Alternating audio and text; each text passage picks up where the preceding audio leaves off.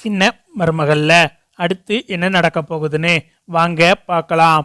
இங்க தமிழ் வந்துட்டு மலரோட படிப்புக்காக ராஜாங்கத்துக்கிட்ட பேசி மலர் அக்காவை படிக்க வைக்கிறதுக்காக சம்மதம் வாங்கிடுறாங்க. மலரு, உன்னோட படிப்பு செலவை எல்லாத்தையும் நானே பார்த்துக்கிடுறேன் அப்படின்னு சொல்லிட்டு ராஜாங்கம் சொல்லவும் அதை கேட்டுட்டு ஈஸ்வரி அப்படியே கொதிச்சு போய் நிற்கிறாங்க. இந்த வீட்டு வேலைக்காரி இவ போய் வக்கீலுக்கு படிக்க போறாளா அப்படின்னு சொல்லிட்டு சித்ரா கிட்ட ஈஸ்வரி புலம்புறாங்க. எம்மா, அவ ஏதோ பண்ணிட்டு போறா, நமக்கு என்னம்மா, அவ படிச்சு என்னத்தை கிழிக்க போறா? நம்ம போஸோட வாழ்க்கையை தாமா பார்க்கணும். இன்னும் ஒரு நாள் தான் இருக்கு கல்யாணத்துக்கு. அதனால காவியாவோட குடும்பத்தை எப்படி நம்ம வழிக்கு கொண்டு வரதுன்னு பார்க்கணுமா அப்படின்னு சொல்லிட்டு சித்ரா சொல்லிக்கிட்டு இருக்காங்க. அடுத்து பார்த்தா கல்யாணத்துக்கு நாள் நைட்டு சேது போஸு எல்லாரும் சேர்ந்து உட்காந்து குடிச்சிக்கிட்டு இருக்காங்க. அப்பந்தான் காவியா வந்துட்டு போஸுக்கு ஃபோன் பண்ணவும் குடிச்சிக்கிட்டு இருந்த போஸு ஃபோன் பேச தெரிச்சு ஓடி போயிடுறாரு. இதை பார்த்துட்டு சேது சிரிச்சுக்கிட்டு இருக்காரு. கல்யாணத்துக்கு முன்னாடியே இந்த போஸு எப்படி பொண்டாட்டி தாசனா இருக்கான்னு பாரு அப்படின்னு சொல்லிட்டு வீட்டுக்கு வந்த பிறகு தனத்துக்கிட்ட சொல்லி சிரிச்சுக்கிட்டு இருக்காரு. அதை பார்த்துட்டு தமிழ் சொல்றாங்க, நீங்களும் ஒரு காலத்துல பொண்டாட்டி தாசனா தான் இருந்தீங்க அப்படின்னு சொல்லிட்டு சேதுவை கிண்டல் பண்ணிக்கிட்டு இருக்காங்க. அடுத்து பார்த்தா மறுநாள் வந்துட்டு கல்யாண வேலையெல்லாம் வீட்டில் நடந்துக்கிட்டு இருக்கு. வீட்டில் டெக்கரேஷன் பண்ணிக்கிட்டு இருக்காங்க. காவியா வந்துட்டு போஸ் கூட பேசிக்கிட்டு இருக்காங்க. இந்த பக்கம் பார்த்தா ஈஸ்வரியும் சித்ராவும் புடவை எடுத்துக்கிட்டு இருக்காங்க. எனக்கு 1,00,000 ரூபாய் பட்டு புடவை தான் வேணும், அதுக்கு குறைஞ்ச புடவை வேணாம் அப்படின்னு சொல்லிட்டு ஈஸ்வரி விலை கூடுன புடவையா பார்த்து எடுத்துக்கிட்டு இருக்காங்க. அப்பந்தான் பார்த்தா சாவித்திரி வராங்க. உடனே ஈஸ்வரி வந்துட்டு, என்ன அத்தாச்சி, உங்களுக்கு புடவை வேணுமா? சரி, போனா போகுது, எடுத்துக்கோங்க. ஏதோ ஒரு 10,000 20,000 ரூபாக்குள்ள ஒரே ஒரு புடவை மட்டும் எடுத்துக்கோங்க, அது போதும். நீங்கள் என்ன பண்ண போகிறீங்க? கல்யாணத்தில் சும்மா தானே நிற்க போகிறீங்க, அதுக்கு இந்த புடவை போதும் அப்படின்னு சொல்லிட்டு சாவித்திரியை பார்த்து ஈஸ்வரி நக்கலாக பேசிக்கிட்டு இருக்காங்க. என்ன மதினி, அர்ப்பனுக்கு வாழ்வு வந்தா அர்த்த ராத்திரியில் கொடை பிடிப்பானா, அந்த மாதிரி தானே இருக்கு உங்கள் கதையும் அப்படின்னு சொல்லிட்டு சாவித்திரியும் நக்கலாக பேசிட்டு போயிடுறாங்க. அடுத்து மறுநாள் ஆயிடுது. கல்யாண வேலையெல்லாம் வீட்டில் தடபுடலா நடந்துக்கிட்டு இருக்கு. காலையிலேயே பொண்ணு வீட்டில இருந்து எல்லாரும் வந்துட்டாங்க. இங்கே மலர் வந்துட்டு ஒரு மாதிரி சோகமாகவே உட்கார்ந்துருக்காங்க. என்னக்கா, நீங்கள் ஏன் கவலையாக இருக்கீங்க? அதான் மாமா உங்களை படிக்க வைக்கிறதுக்கு சம்மதம் சொல்லிட்டார்ல, நீங்கள் நல்லா படித்து முடித்து வக்கீலாகி மற்றவங்க மூக்கை உடைக்கணும், நீங்கள் யாருங்கிறத காட்டணும் அப்படின்னு சொல்லிட்டு தமிழ் வந்து மலர்கிட்ட பேசிக்கிட்டு இருக்காங்க. அப்பந்தான் பார்த்தா ஈஸ்வரி வராங்க. அடியே வேலைக்காரி, என்ன படிக்க போகிறவங்கிற திமிரில் இருக்கியா? இன்னும் கொஞ்ச நேரத்தில் எங்கள் வீட்டு மருமக வந்துருவா. கல்யாணம் நடக்கும்போது அங்கே வந்தேன்னு வையி, அப்புறம் நடக்கிறது வேற, நீயெல்லாம் வரக்கூடாது அப்படின்னு சொல்லிட்டு ஈஸ்வரி மலர்கிட்ட சத்தம் போட்டுக்கிட்டு இருக்காங்க. நான் ஒன்றும் வரப்போகிறது கிடையாது, இதோட என்னை பிடிச்ச கிரகம் ஒளிஞ்சிச்சின்னு நான் நினச்சிக்கிடுறேன் அப்படின்னு சொல்லிட்டு மலர் பதிலுக்கு பதில் பேசி விட்டுடுறாங்க. அடுத்து பார்த்தா ஐயர் வந்துட்டு பொண்ணையும் மாப்பிள்ளையும் மணமேடைக்கு கூட்டிட்டு வாங்க அப்படின்னு சொல்கிறாரு. அதே மாதிரியே பொண்ணும் மாப்பிள்ளையும் வந்துட்டு மணமேடையில் வந்து உட்கார்ந்து இருக்காங்க. போஸ் வந்துட்டு காவியாவை பார்த்து வலியிறாரு. நீ ரொம்ப அழகா இருக்க அப்படின்னு சொல்லிக்கிட்டு இருக்காரு. இந்த பக்கம் பார்த்தா ஈஸ்வரி முகத்துல அம்புட்டு பல்லும் தெரியுது. அதை அப்பத்தா பார்த்துட்டு, பாத்தியா ஓசியில கிடைக்குதுன்னு சொல்லி மூஞ்சி பூரா பல்லா இருக்கு, இவ எப்போ பார்த்தாலும் அடுத்தவன் காசுக்கு அலைஞ்சிக்கிட்டு இருக்கா அப்படின்னு சொல்லிட்டு அப்பத்தா பேசிக்கிட்டு இருக்காங்க. இந்த பக்கம் சாவித்திரி வந்துட்டு, என்னடி தாமரை, இந்த கல்யாணம் நடந்துரும் போல, நம்ம என்ன பண்ண போறோம்னு தெரியலையேடி அப்படின்னு சொல்லிட்டு சாவித்திரியின் தாமரையும் முழிச்சுக்கிட்டு நிற்காங்க.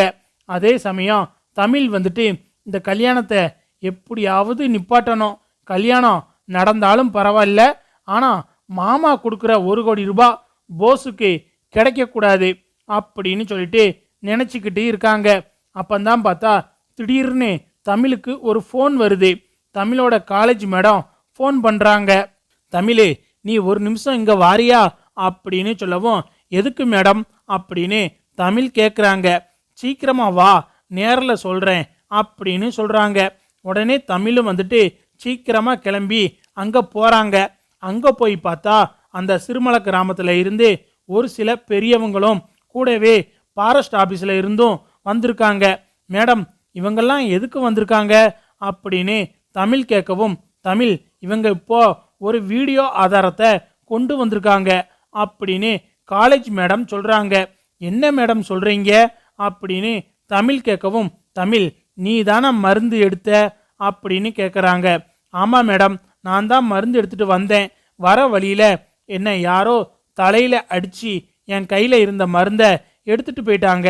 வந்து பார்த்தா போஸ் தான் என் மாமாவோட உசுரை காப்பாற்றினதா சொல்கிறாங்க அப்படின்னு சொல்லிட்டு தமிழ் சொல்லவும், அது சம்மந்தமாக தான் இவங்க ஒரு வீடியோ கொண்டு வந்திருக்காங்க அப்படின்னு சொல்லிட்டு அந்த வீடியோவை போட்டு காட்டுறாங்க. அந்த வீடியோவில் பார்த்தா தமிழ் வந்துட்டு மருந்தை எடுத்தது, அது போக போஸ் வந்து தமிழை தலையில் அடித்து அந்த மருந்தை எடுத்துகிட்டு போனது, இப்படி எல்லாமே அதில் பதிவாகி இருக்கு. அதை பார்த்துட்டு தமிழ் சொல்கிறாங்க, மேடம், இவங்களை இப்போ உடனடியாக எங்கள் வீட்டுக்கு கூட்டிகிட்டு போய் மாமா கிட்ட இந்த உண்மையை சொன்னோம் அப்படின்னா கண்டிப்பாக அந்த கல்யாணத்தை நிப்பாட்ட முடியும். அது மட்டும் இல்லாமல் 1 கோடி ரூபாய் எங்கள் மாமா அந்த போஸுக்கு கொடுக்கறதா இருக்காரு. அதை தடுத்து நிப்பாட்டணும் மேடம் அப்படின்னு சொல்லிட்டு தமிழ் சொல்லவும், அந்த கிராம மக்கள், ஃபாரஸ்ட் ஆஃபீஸ்காரங்க எல்லாரும் தமிழ் கூட ராஜாங்கம் வீட்டுக்கு போகிறாங்க. இங்கே பார்த்தா எல்லாரும் தாலியை தொட்டு ஆசீர்வாதம் பண்ணிக்கிட்டு இருக்காங்க. சாவித்திரிக்கு பார்த்தா ரொம்ப வயிற்றுச்சலாக இருக்கு. என்னடி தாமரை, கல்யாணம் நடக்க போகுது, ஏதாவது ஒன்று நடந்து இந்த கல்யாணம் நடக்காமல் போகணும்டி அப்படின்னு சொல்லிக்கிட்டு இருக்காங்க. இந்த பக்கம் பார்த்தா ராஜாங்கம் வந்துட்டு, ஈஸ்வரி, நான் சொன்ன மாதிரியே போஸுக்கு 1 கோடி ரூபாய் தாரேன் அப்படின்னு சொல்லிட்டு ராஜாங்கம் செக்கில் கையெழுத்து போட போகிறாரு. அப்பந்தான் பார்த்தா கரெக்டாக தமிழ் வந்துடுறாங்க. மாமா 1 நிமிஷம் மாமா அப்படின்னு தமிழ் சத்தமாக சொல்கிறாங்க. உடனே ஈஸ்வரி ஓடி வந்து, அடியை எதுக்கடி நிறுத்த சொல்கிற அப்படின்னு சொல்லிட்டு தமிழை சத்தம் போடுறாங்க. நான் ஒன்றும் உங்ககிட்ட பேச வரல அப்படின்னு சொல்லிட்டு தமிழ் உள்ள வராங்க. கூடவே அந்த ஃபாரஸ்ட் ஆஃபீஸ்காரங்க, அது போக அந்த கிராம மக்கள் எல்லாரும் வரவும், நீங்கள்லாம் இப்போ எதுக்கு வந்திருக்கீங்க அப்படின்னு சொல்லிட்டு ராஜாங்கம் கேட்குறாரு. ஐயா, எங்களுக்கு ஒரு முக்கியமான தகவல் ஒன்று கிடைச்சிருக்கியா. உங்களை காப்பாற்றினது உங்கள் தம்பி பையன் போஸ் தான் அப்படின்னு நீங்கள் நினச்சிக்கிட்டு இருக்கீங்க. ஆனால் அது உண்மை கிடையாதியா. உங்கள் மருமக தான் உங்கள் உசுரை காப்பாற்றியிருக்காங்க அப்படின்னு சொல்கிறாங்க. அதை கேட்டுட்டு ராஜாங்கம் அதிர்ச்சியாகிறாரு. உடனே ஃபாரஸ்ட்காரங்களும் சொல்கிறாங்க, ஆமாம் சார், நாங்கள் விலங்குகளை கண்காணிக்கிறதுக்காக சிசிடிவி கேமராவை ஃபிட் பண்ணி இருந்தோம். அதில் பார்த்தா ஒரு ஆள் இந்த பொண்ணை தலையில் அடிச்சுட்டு போன மாதிரி இருந்துச்சு. அது போக அந்த மருந்தெல்லாம் எடுத்தது இந்த பொண்ணு தான். ஆனால் இவர் அந்த பொண்ணை அடித்து போட்டு மருந்து எடுத்துகிட்டு போயிருக்காரு. நீங்களே இந்த வீடியோவை பாருங்க அப்படின்னு சொல்லிட்டு ஃபாரஸ்ட்டுக்காரங்க ராஜாங்கத்துக்கிட்ட வீடியோவை போட்டு காட்டுறாங்க. அதை பார்த்துட்டு ராஜாங்கத்துக்கு கோபம் வருது. இங்கே போஸை பார்த்தா என்ன பண்ணுறதுன்னு தெரியாமல் திருன்னு முழிச்சுக்கிட்டு நிற்கிறாரு. இது என்னது அப்படின்னு சொல்லிட்டு காவியா போஸ் கிட்ட கோபமாக கேட்குறாங்க. போஸ் வந்துட்டு பதில் எதுவும் சொல்லாமல் அமைதியாக நிற்கிறாரு. உடனே காவியா வந்துட்டு, எனக்கு இந்த கல்யாணமே வேணாம், எனக்கு பொய் சொன்னாலே பிடிக்காது, நீ என்னடானா இவ்வளவு பெரிய பொய் சொல்லியிருக்க அப்படின்னு சொல்லிட்டு காவியா மணமேடையில் இருந்து இறங்கி வராங்க. உடனே ஈஸ்வரி வந்துட்டு, எம்மா எம்மா கொஞ்சம் பொறுமா, என்ன ஏதுன்னு தெரியாமல் நீ பாட்டுக்க போகாதம்மா அப்படின்னு சொல்லிட்டு ஈஸ்வரியை பார்த்தா அந்த காவியா காலில் விழுகாத குறையா கெஞ்சிக்கிட்டு இருக்காங்க. என்கிட்ட யாரும் பேச வேணாம் அப்படின்னு சொல்லிட்டு காவியா அங்கே இருந்து போயிடுறாங்க. இங்கே ஃபாரஸ்ட்காரங்க வந்துட்டு, சார், நாங்கள் இவரை விசாரிக்கணும், அதனால் இவரை நாங்கள் கைது பண்ணுறோம் அப்படின்னு சொல்லிட்டு போஸை கூட்டிட்டு போறதுக்காக ஏற்பாடெல்லாம் பண்ணிக்கிட்டு இருக்காங்க. இந்த பக்கம் பார்த்தா ராஜாங்கம் வந்துட்டு என்னை மன்னிச்சிருமா, நீ தான் என் உசுரை காப்பாத்திருக்க, முறைப்படி இந்த 1 கோடி ரூபாய் உனக்கு தான் அப்படின்னு சொல்லிட்டு ராஜாங்கம் தமிழுக்கு அந்த 1 கோடி ரூபாயை கொடுக்குறாரு. உடனே தமிழ் வந்துட்டு மாமா எனக்கு பணம் வேண்டாம் மாமா, உங்களோட பணம் தேவையில்லாம யாருக்கும் போயிடக்கூடாது, தகுதி இல்லாத ஆளுக்கு உங்களோட பணம் போய் சேர்ந்துடக்கூடாது மாமா, அதுக்காகத்தான் நான் இவ்வளவு தூரம் போராடினேன் அப்படின்னு சொல்லிட்டு தமிழ் சொல்லிக்கிட்டு இருக்காங்க.